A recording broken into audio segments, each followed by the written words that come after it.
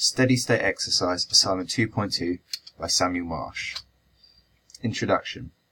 Steady state exercise, according to E.C. Lamo on the website GAIAM, is exercise that in continuous and steady effort and any cardiovascular/aerobic activity that is sustained for an extended time, which is usually between 20 to 80 minutes. An example of it may be jogging during a marathon race, where the intensity is kept at a constant pace throughout the event, with the heart providing a sufficient amount of oxygen to the working muscles so they can aerobically respire and continue to contract. They are able to meet the demands of the environment. In this report, I will be discussing and analysing the effect of the steady state exercise will have on those systems of the body, i.e. the cardiovascular and energy systems. Hypothesis. I predict that the heart rate will increase before exercise due to the anticipatory rise, an increase in adrenaline in the blood. According to Jim Sloan, on Livestrong.com, your heart rate increases when you begin to exercise, then plateaus off and remains elevated for a prolonged period as long as you maintain the same pace. Heart rate will further increase during steady state exercise up until 3 minutes, before it plateaus until 18 to 19 minutes. Post-exercise, the heart rate will decrease instantly to what it has before as there is no oxygen debt. I predict that for breathing rate, it will also increase before the exercise due to the anticipatory rise, same as heart rate. It will increase during steady state exercise, but not by much, as it's an aerobic event with little intensity. According to Scherker, respiratory muscles are stimulated by sympathetic nerves in order to increase the rate of breathing. Breathing rate will increase until 3 minutes, where a plateau like heart rate until 18 to 19 minutes. Post-exercise, the breathing rate will decrease instantly as the muscles have no waste products to get rid of and no oxygen debt. Hypothesis for systolic and diastolic blood pressure. I predict that the systolic blood pressure will increase before exercise due to the anticipatory rise. This causes a heart rate to increase due to the adrenaline being secreted into the bloodstream from the adrenal glands, which increases the heart rate via the SA node, and therefore the systolic blood pressure, as more blood is being sent out. In addition to this, I predict that the systolic blood pressure will continue to increase during steady state exercise, as the heart will pump out more blood to the muscles via the blood vessels. Post-exercise, it will reduce as the muscles will not need as much oxygen to work. According to PT Direct, in a healthy person with a normal systolic pressure of 120 mmHg, vigorous aerobic fitness training can increase systolic pressure to 180 mmHg and take 10 to 20 minutes to return to resting levels after completing it. I predict that for the diastolic blood pressure, it will decrease slightly during exercise due to the vasodilation of the arteries when the heart is at rest, collecting blood. After exercise, I predict that the diastolic blood pressure will increase after steady state exercise. This prediction will be due to the assumption that the diameter of the veins return to normal after the vasodilation. I predict that the primary energy system used throughout the event is the aerobic energy system.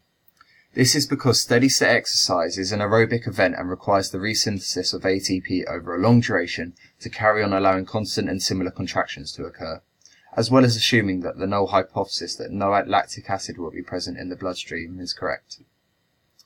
I also predict a secondary system will be used before the aerobic energy system, the ATP-PC energy system. This consists of the breaking of adenosine triphosphate in the presence of phosphocreatine, so it can last from 8 to 10 seconds before phosphate needs to be resynthesized quickly to carry on, hence why it changes to the aerobic energy system.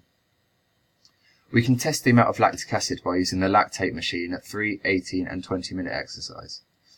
If there is no byproduct of lactic acid, we know the aerobic energy system has been used, whereas if it is present, we know the anaerobic energy system has been used, as it gets produced when there is a lack of oxygen. Impact of steady state exercise. Heart rate. Heart rate will increase when the body experiences steady state exercise. This is because of the stimulation of the SA node from the sympathetic nervous system, picking up changes in the components that affect heart rate from the receptors. During steady state exercise, the chemoreceptors detect the increase in oxygen and carbon dioxide in the blood. The baroreceptors detect an increase in pressure. Proprioceptors detect an increase in movement. and the thermoreceptors detect an increase in temperature inside of the body. They will then send this information about the increase in components to the CNS in the medulla oblongata, which sends the electrical impulse to the sympathetic nervous system. When this is stimulated, it releases adrenaline, which stimulates the SA node and therefore the rate of the conduction system. According to Joe Miller on healthyliving.com, during exercise, parasympathetic input to the SA node declines and sympathetic input increases, resulting in a speeding up of the heart rate. In addition to this, as it is under steady-state exercise, the heart rate will plateau. This occurs due to the heart not having to pump an increase in oxygen to the working muscles for them to respire, as the intensity doesn't increase throughout the event. It remains at one intensity, and the heart can meet the demand of the exercise. It is submaximal and can be kept up for a long period of time. This causes the heart rate to plateau, alongside cardiac output, the amount of blood pumped out of the heart in 1 minute. Stroke volume. Stroke volume will increase when one is undergoing steady-state exercise. It is the amount of blood pumped out of the heart per beat. This is because, according to Jackie Carmichael on Livestrong.com, stroke volume increases according to how you exercise because your body needs more oxygen and nourishment, which are both received from the blood.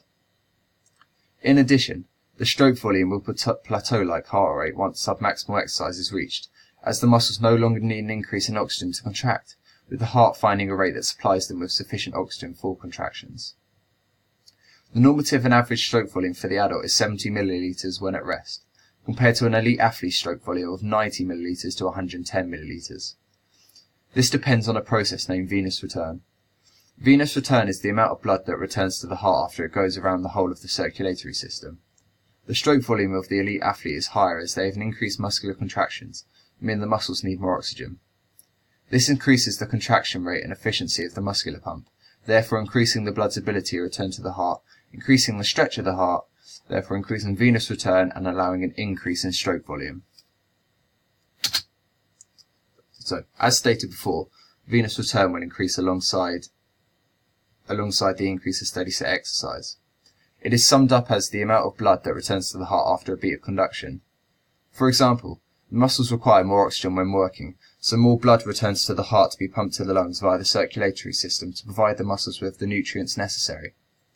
They will be able to aerobically contract for a longer period of time and allow the performer to spend a higher duration on the event, such as a marathon.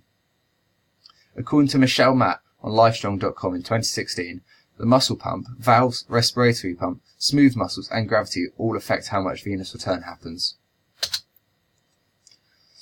Starling's law, according to Science Direct by Joseph Fecker in Qualitative Human Physiology in 2012, suggests that as steady-state exercise increases, stroke volume may increase in response to the filling of the heart due to an increase in venous return. In addition, it may cause a decrease in this venous return, as the decrease in venous return may decrease stroke volume, as less blood may be returning to the heart, which is a two-tailed hypothesis. Cardiac output will increase under steady-state exercise, and is the volume of blood pumped out of the heart per minute. As per WebMD.com, by MD Brunilda Nazario on January the 12th, 2018, there will be an increase as venous return increases. This allows more blood to return to the heart and increases its stretch as more blood enters it to be pumped out. In addition to this, cardiac output increases alongside steady-state exercise to counteract a decrease in blood pressure. The vasodilation reduces the overall blood pressure against the walls of the veins, and to increase it, cardiac output increases by pumping more blood out. The cardiac output for an average adult is 4.7 litres of blood pumped out of the heart per minute, whereas when it comes to an elite athlete, according to B. Ekblom and L. Hermansen on American Physiological Society, published on November the 1st, the average cardiac output for them is 36 litres per minute due to a massive increase in stroke volume. Blood pressure, according to the National Cancer Institute, is the force of circulating blood on the walls of the artery and is made up of systolic and diastolic blood pressure. Systolic blood pressure is the pressure of the walls against the walls of the arteries when the heart beats, will increase whilst completing steady-state exercise. There will be an increase because of the increase in cardiac output. More blood is being forced out per beat, therefore increasing the overall pressure against the walls of the arteries. The more nutrients the muscles require, the more blood is pumped out per minute, the cardiac output. increasing the systolic blood pressure inside of the blood vessels. In addition, according to Diane Raymond, reviewed by KPEC MPHRD on the 17th of June 2008, on the website Livestrong, diastolic blood pressure, the pressure against the walls of the arteries when the heart is at rest, will decrease. This is due to the precapillary sphincters being stimulated at the site of the non-working organs, causing dilation at the working muscles and forcing more blood there. Thermoregulation will increase during steady-state exercise. It is the body's ability to keep it cool under exercise so it can carry on working efficiently. As per the PT Direct website, there will be an increase because as the body increases in temperature when exercising, the body needs to lose the excess heat to maintain a core body temperature. This can be lost via sweating due to the increase in plasma volume and the vasodilation of blood vessels. The vascular shunt, otherwise known as blood flow, is the distribution of blood around the body. Blood flow will increase at the site of the working muscles during steady-state exercise and decrease at the site of the non-working muscles. An increase will occur, according to Craig Friedrich, PhD, on the 7th of March 2008, on the How Stuff Works website, as when the precapillary sphincters get stimulated, in which they undergo vasoconstriction and reduce blood flow to non-working muscles, in order to deliver more blood to the working muscles for contraction through vasodilation, which is the opening of the blood vessels. This increases the oxygen and nutrients delivered to them. Breathing rate is the rate in which a person inhales and exhales per minute.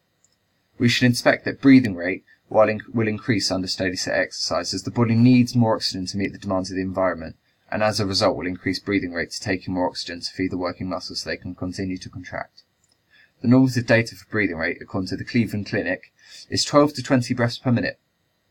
However, this is very high compared to an elite athlete, in which the breathing rate is averaged to around 6 to 8 breaths per minute. Tidal volume, according to Ashcroft's Pediatric Surgery in 2010 by Stephen W. Sawyer, PAC, is the measure of the amount of air a person inhales during a normal breath, with the average for a normal person being 500 milliliters. During steady-state exercise, we will expect tidal volume to increase during the initial increase in intensity. This is due to the fact that as intensity increases, our working muscles will require more oxygen from the air outside to aerobically respire and contract. So, in order to get this oxygen, our tidal volume increases so sufficient oxygen is taken in. However, it will plateau as steady-state exercise is aerobic and constant. The muscles will not require as more oxygen as they are getting as the intensity does not increase, and as a result the tidal volume will stay around the same value per breath. The oxygen dissociation curve, on the right, is a graph that shows the relation between the percentage of oxyhemoglobin in the blood and the partial pressure of the oxygen in the blood. When one increases, so does the other. The red line on the graph is when a person is at rest, the blue line is when we are exercising, and the green is when we are asleep or not really moving at all. The curve will move to the right when we undergo steady-state exercise. This occurs due to an increase in the temperature but also an increase in the acidity, or the pH. When we undergo steady-state exercise, we are working for long periods of time at a lower intensity. We're going to get hot. This increases the thermal temperature inside of the body and reduces the affinity of the oxygen to the blood and increases the pH. This causes the oxygen saturation to lower during exercise as the partial pressure of oxygen increases. The aerobic system, according to PD Direct, produces far more ATP molecules than any of the other systems and is suited to aerobic or steady-state exercise activities.